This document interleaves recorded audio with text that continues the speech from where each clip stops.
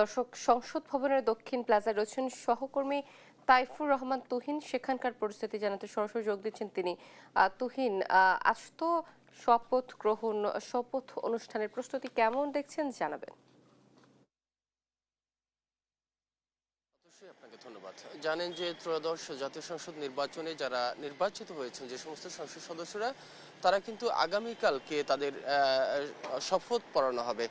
সে উপলক্ষে কিন্তু আমরা দেখেছি যে সংসদ ভবনের যে দক্ষিণ প্লাজা সেটি কিন্তু প্রস্তুত করা হচ্ছে। এরই মধ্যে সেখানকার যে ধোয়া মোছার যে বিষয়গুলো রয়েছে সেগুলো শেষ হয়ে গেছে। সেই সাথে যে সাজসজ্জার যে বিষয়গুলো রয়েছে সেটিও কিন্তু আসলে পুরোদমে চলছে। এখন পর্যন্ত আমরা দেখছি যে আসলে সাউন্ড সিস্টেমের যে বিষয়গুলো রয়েছে সেই বিষয়গুলো এবং নিরাপত্তার যে বিষয়গুলো সেগুলো মাথায় রেখে পুরো দক্ষিণ প্লাজা কিন্তু আসলে নিরাপত্তার চাদরে ঢেকে দেওয়া হয়েছে। আমরা যেটি দেখি যে সংসদ ভবনের সামনের যে ছোটখাটো দোকানগুলো থাকে সেগুলো কিন্তু সরিয়ে দেওয়া হয়েছে এবং ভিতরে যে দক্ষিণ প্লাজায় যেখানে একসাথে সমস্ত এমপিরা দাঁড়িয়ে শপথ পড়বেন সেই জায়গাটি কিন্তু এর মধ্যে পরিষ্কার পরিচ্ছন্নতা, সেই সাথে ধোয়া মোছার কাজ, একই সাথে নিরাপত্তার যে বিষয়গুলো সেটি কিন্তু কাজ পুরোদমে চলছে।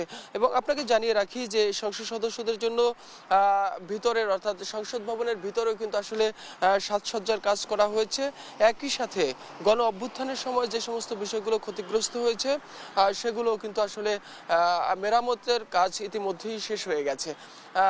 আগামীকালকে সকাল ঠিক 10টা নাগাদ কিন্তু তাদের শপথ বাক্য পাঠ করানো হবে এবং ঠিক তারপর বিকেলে এই দক্ষিণ প্লাজায় তারেক রহমানের নেতৃত্বে মন্ত্রী পরিষদে যারা স্থান পাবেন তাদের কিন্তু এখানেই শপথ পড়ানো হবে।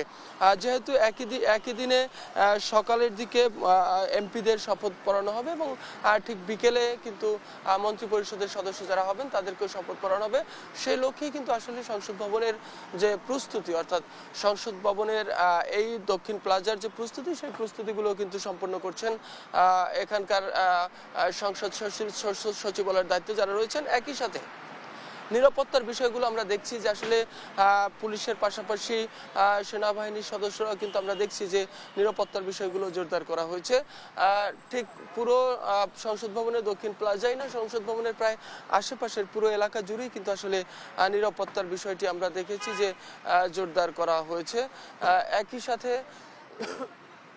এই শপথকে কেন্দ্র করে সমস্ত ধরনের প্রস্তুতি ইতিমধ্যেই আসলে শেষ হয়ে গেছে। আমরা দেখছিলাম যে এবং আমরা যেটি সংসদ সচিবালয় থেকে বলা হয়েছে যে আগামীকালকে সকালে শপথ পড়ানোর জন্য যত ধরনের প্রস্তুতি ইতিমধ্যেই সব শেষ হয়ে গেছে। শেষ মুহূর্তের সাউন্ড সিস্টেমের যে বিষয়গুলো রয়েছে সেগুলোর কাজ চলছে। তো এই ছিল আসলে আমার কাছে সংসদ ভবনের সামনে থেকে সর্বশেষ তথ্য।